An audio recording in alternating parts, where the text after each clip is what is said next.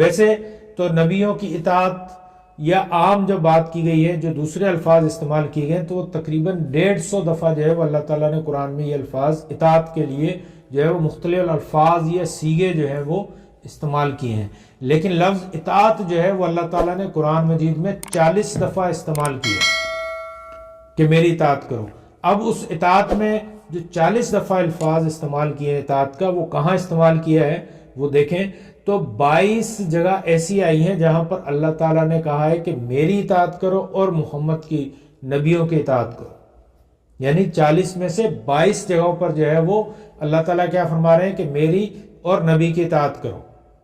اور باقی 18 جگہوں پر کیا ہے، 18 جگہوں پر صرف محمد صلی اللہ علیہ وسلم کی اطاعت کا ذکر کیا گیا ہے. یعنی 40 میں سے 18 جگہوں پر نبی کی اطاعت کی بات کی گئی اور 22 جگہوں پر اپنی اور نبی کی اطاعت بات کی.